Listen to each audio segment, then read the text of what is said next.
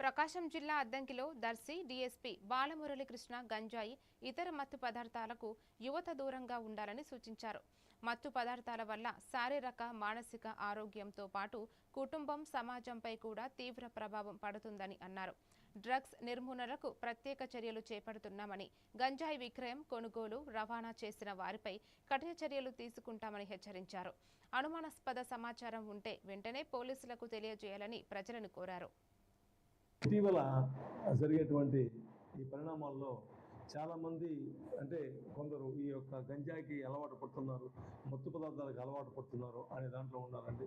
వాస్తవంగా ఏంటంటే ఈ మత్తు పదార్థాలకి ఎవరైనా సరే అలవాటు పడ్డా, గంజాయికి అలవాటు పడ్డా ఏమవుతుందంటే శారీరకంగా మానసికంగా దెబ్బతిని ఎదుగుదల ఆగిపోతుంది. ఆ యొక్క మీ అభివృద్ధే కాకుండా మీ కుటుంబ అభివృద్ధి, దేశ అభివృద్ధి ఇవి కూడా కుంటుపడతాయి.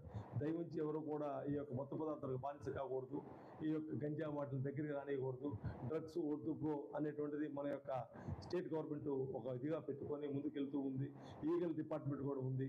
అదేవిధంగా ప్రతి దగ్గర కూడా ఏంటంటే హాట్ స్పాట్స్ పెట్టి డ్రగ్స్ ఎక్కడ దొరకకుండా ఎవరైనా అమ్మినా, కొన్నా, సరఫరా చేసినా కేసులు కట్టడం జరుగుతూ ఉంది.